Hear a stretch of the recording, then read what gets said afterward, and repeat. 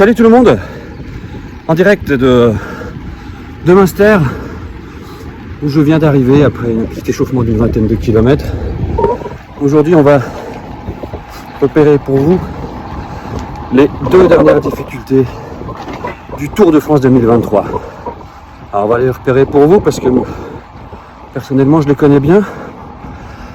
Et comme vous voyez, déjà pour se rendre à Münster avec le vent dans le nez, ça souffle. Et voilà, je vous donne rendez-vous dans quelques petites minutes pour le petit ballon avant le dernier col de ce Tour de France qui sera suivi du plat de Servazel. 2 saloperies comme on dit dans le jargon, que je vais attaquer dans quelques hectomètres. A tout à l'heure. Alors voilà, là c'est le pied. On vient de passer un panneau qui nous disait 9 km 8,2% de moyenne. Autant dire que c'est dur. Et là dès le pied on est sur du... Alors on est à plus de 10 là. Dès le départ. À la sortie de Littenbach. Voilà, je m'essouffle. Je vais revenir tout à l'heure.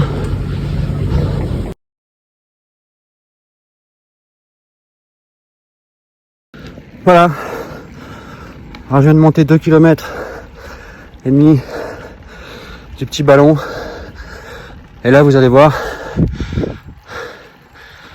on est typiquement dans le petit ballon. C'est-à-dire, la route fait 3 mètres, 4 mètres de large.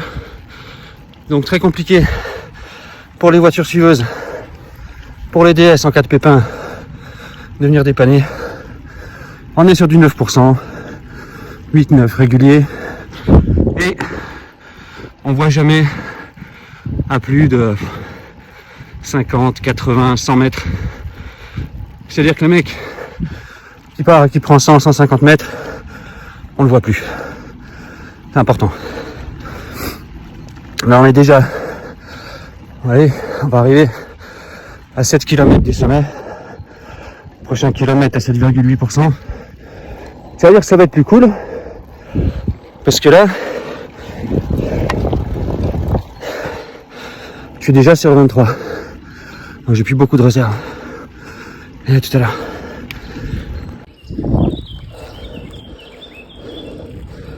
Voilà. Maintenant on est un peu plus de la mi-pente. On vient de se prendre 5 km à quasi 9% dans la forêt. Toujours cette petite route. Vous voyez, granuleuse, ça rend pas. Point positif, c'est à l'ombre. Même si c'est la canicule, les coureurs souffriront pas trop du chaud, sauf sur la fin. Et là, on se prend un petit kilomètre à 6%, qui fait beaucoup de bien. Donc au final, c'est une montée assez rectiligne. On est sur du 8, 9, 8, 7. Il n'y a pas de grosse pente, il n'y a pas tellement de replat. C'est une montée qui se fait de manière très régulière. C'est difficile mais pas trop. Simplement qu'en fin d'étape, en fin de tour et avant le dessert du plat de Servazel, ça va faire mal. Après je pense pas forcément que les plus grosses différences se feront ici. C'est pas forcément assez dur pour les pros. Pour nous, oui. C'est une montée qui va me prendre entre 40 et 45 minutes.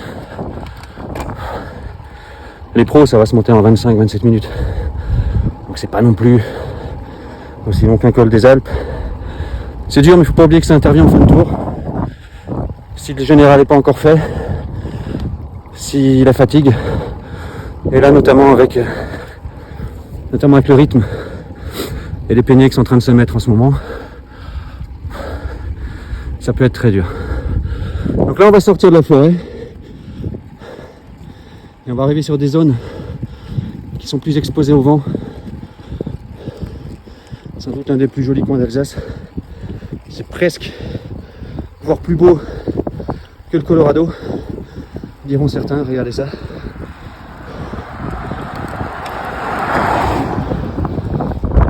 Et on le verra après sur la route des crêtes, notamment aujourd'hui. Il peut y avoir du vent. et notamment de face sur la route des crêtes avant l'arrivée. Ça peut être crucial. Je vous dis à tout à l'heure. Ça va grimper un peu dans la forêt, alors je vais tenir mon guidon.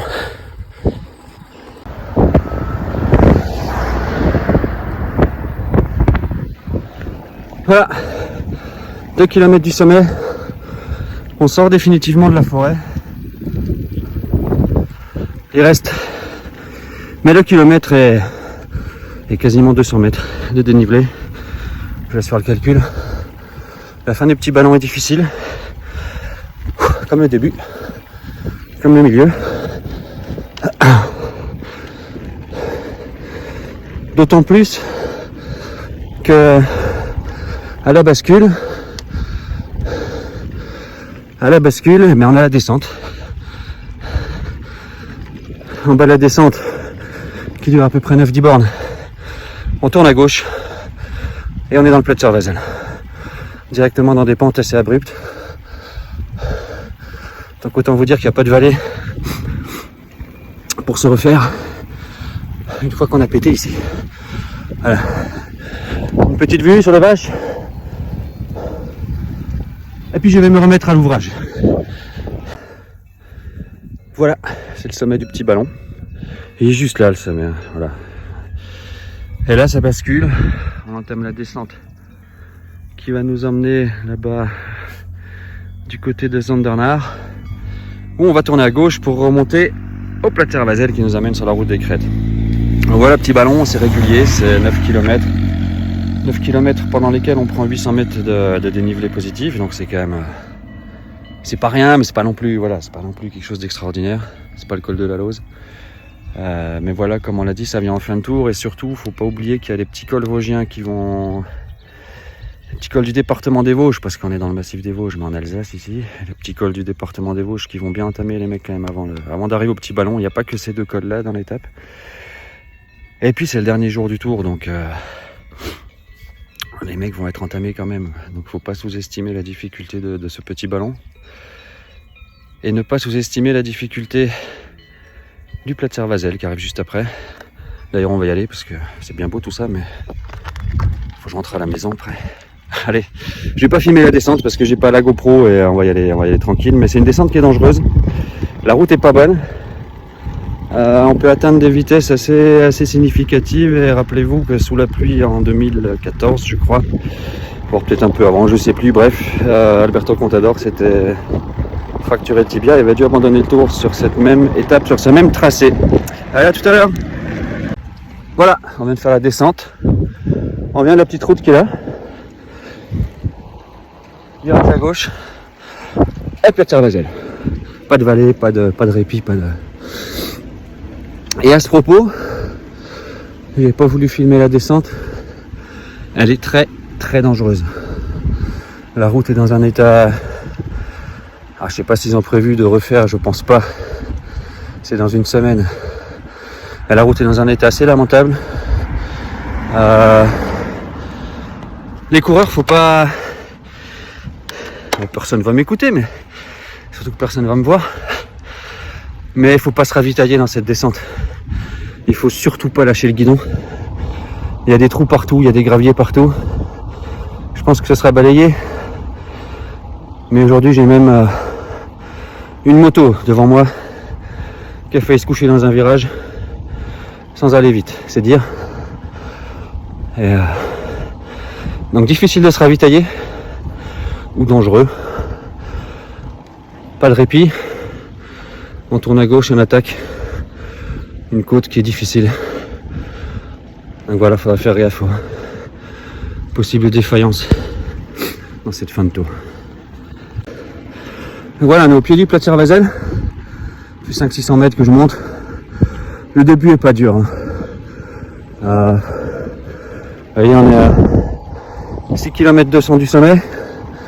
C'est une côte qui est assez courte, mais qui est assez raide également.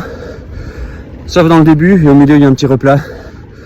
Là vous voyez, la route est large, les voitures pourront être derrière, et là sincèrement, peloton pro ça va monter gros plateau. Là. Au début on est sur du 5%, ça va bien aller.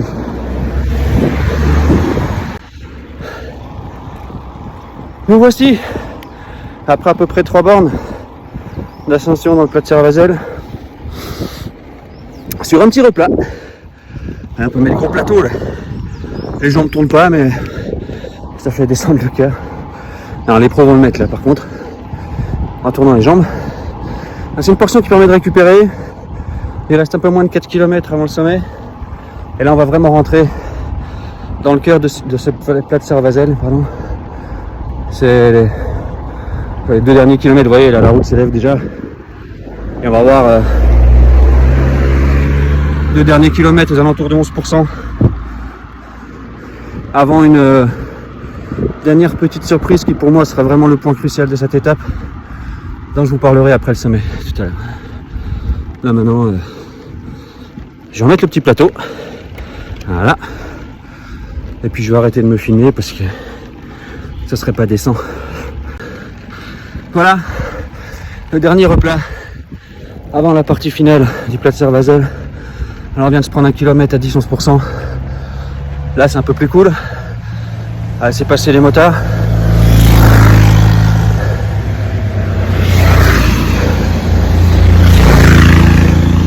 Oh Tami, ils font du bruit ceux-là.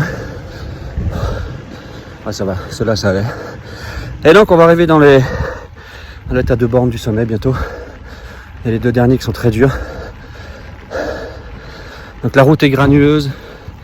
Ça rend pas beaucoup, on est dans la forêt. C'est une bosse qui est assez irrégulière. On est aussi entre les 5 et les 11%. Sur des portions qui font à chaque fois à peu près 1 km. Et c'est une bosse qui est dure. Qui est pas très longue.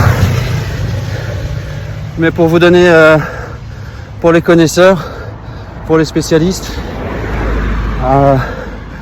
lors du dernier kilomètre, pour que je monte à peu près à 12 km/h, ce qui est évidemment pas grand chose,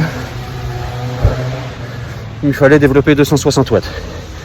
Voilà, donc monter 1 km à 260 watts c'est cool.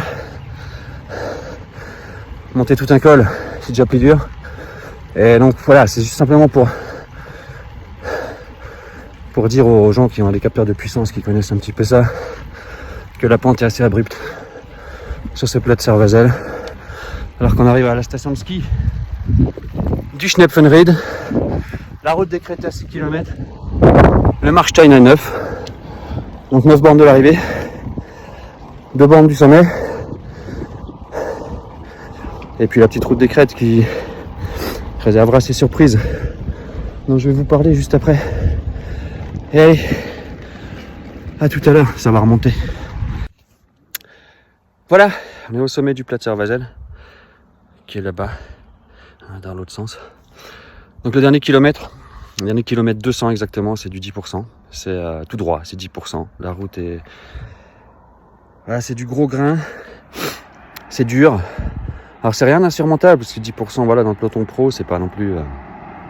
Pour nous, c'est dur, voilà, pour le cyclo lambda, c'est dur. Pour le pimpin que je suis, c'est dur. Pour les pros, voilà, c'est pas des pentes qui sont insurmontables, loin s'en faut, mais par contre, voilà, c'est... En fait, c'est ces 2 cols, le petit ballon et le Platzer Vasel, pris à l'unité, ils sont pas très très durs. Ça monte régulier, un peu moins régulier pour le Platzer Vasel, il n'y a pas de pente à 15%, il y a du 12-13 maxi dans le petit ballon au début. Et après, on est sur du 8-9 tout le temps. Platzer Vasel un peu plus irrégulier, on est aussi entre le 11 et le 5, le 5 et le 11 plutôt dans l'autre sens. Ce qui est très dur, c'est d'enchaîner les deux. Avec en gros sur 25 km entre le pied du petit ballon et le sommet du Platzer Vasel, on va être sur 25 km dont 9 de descente. Et on se prend 1400 mètres de dénivelé sur ces 25 km. Donc voilà, ce qui est difficile, c'est ça. C'est ces 1400 mètres de D+, qu'on se prend en 25 km. Avec au milieu une descente qui permet pas de se ravitailler parce qu'elle est très dangereuse. Il y a des trous partout, il y a des irrégularités au niveau de la route. On est à plus de 60 en permanence. Aujourd'hui, il y avait du sable avant les lacets. Alors, je pense qu'il n'y en aura plus le jour du tour, mais voilà, on a deux montées qui sont assez dures sans l'être trop, avec une descente qui permet même pas Les pros t'en tombent peut-être le coup et peut-être qu'ils en auront besoin pour la plupart, mais c'est même difficile de prendre un gel dans la descente, quoi. Difficile de boire, difficile de prendre un gel, et je serais pas surpris d'avoir des défaillances dans le dernier kilomètre du plat de Sarvazel. Et un dernier kilomètre où on peut vite prendre 1 minute, parce que c'est du 10%, c'est tout droit, et quand on coince, celui qui va monter à 20 à l'heure va mettre 3 minutes, celui qui va monter à 15 à l'heure va mettre 4 minutes, c'est mathématique. En coinçant un tout petit peu, on prend 1 minute en 1 km et c'est l'arrivée du tour derrière. Et ce que je voulais vous montrer, voilà, on va y aller parce que c'est bien beau de discuter au sommet, il fait beau, ça c'est bien, mais bon, j'en connais qui m'attendent à la maison. C'est pour moi le point crucial de cette étape, que ce soit pour la victoire d'étape ou pour le général s'il est encore en jeu. Alors, il y a naturellement aucun DS qui va m'écouter, et c'est bien dommage, messieurs les DS. Parce que là, on est au sommet du plat de Sarvazel, on descend 300 mètres, pas plus. Ah, vous voyez, ça descend, donc on va être content. On s'est mis la misère, on a tout jeté au sommet. On redescend un petit peu, on boit un coup, on prend un gel, il en restait 6 km avant l'arrivée. Et là, moi si je suis DS, et si je suis coureur, mais bon, je suis aucun des deux, je ne serai jamais aucun des deux, mais sincèrement, pour moi la course elle se joue là. Ça, c'est pas répertorié. Ça, les mecs, ils connaissent pas. Ça s'appelle le Bright Fist. C'est une vraie saloperie, c'est 1 km à 10%. Allez. Et ils nous disent justement, col du plat de Sarvazel, on l'a passé, mais là, ils mettent encore 712 mètres encore à monter. Et là, c'est très, très, très, très dur. Le mec qui aura touché dans le dernier kilomètre du plat de Sarvazel, et le mec il y a encore une petite cartouche à mettre ici, notamment pour la victoire d'étape, plus que pour le général, je pense. J'ai carrément acheté une ici. Tu prends 30 secondes. Il reste 5 bandes sur les crêtes, c'est plié. Et ça, c'est un endroit qui est absolument crucial. Le plat de Sarvazel, on descend 300 mètres et on se retape 1 km de bosse entre 8 et 10%.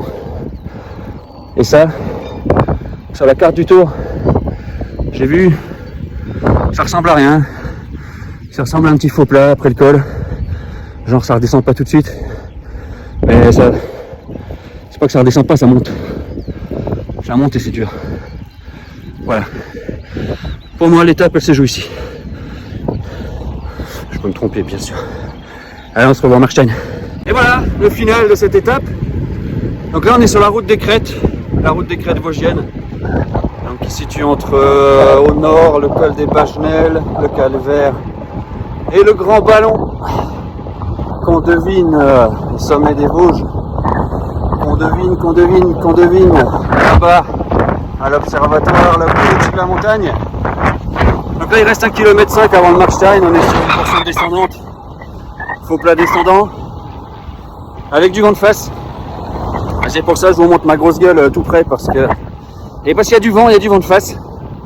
Il y a souvent du vent sur les crêtes, même quand il fait beau, comme c'est le cas aujourd'hui. Et voilà, je vous laisse admirer quand même le panorama de cette fin de tour. Ouais, on est quand même dans l'un des coins les plus jolis du monde, faut pas le... avec le Colorado, faut pas l'oublier.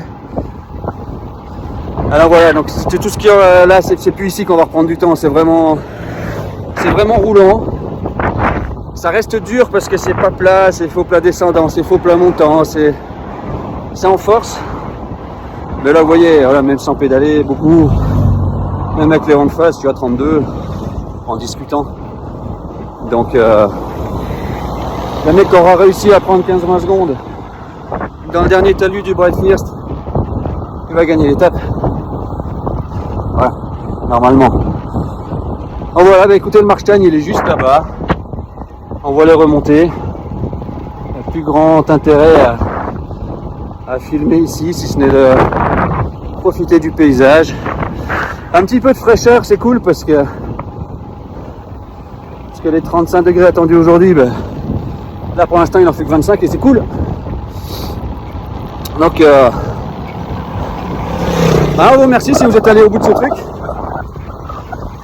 Pour les DS les plus malins, ben, ils auront pu profiter de mon conseil sur le dernier le dernier point critique de la course, après le Pletscher-Vazel. C'est là où tout va se faire, pour moi. Enfin, tout va se faire. On s'entend que entre Philipsen et Pedersen, il va rien se passer. Mais pour le mec qui veut gagner l'étape, s'il n'est pas déjà tout seul au sommet du Pletscher-Vazel, pour le général, ça peut être l'endroit de défaillance ou d'une dernière attaque. Et bref, le point stratégique, hormis les deux bosses du final de cette course, et bien ce sera la troisième bosse qui est un peu reprise nulle part mais qui est terrible en fin de course. Allez, ben, le 14 juillet, les touristes arrivent sur la route des Crêtes, il commence à avoir du bruit.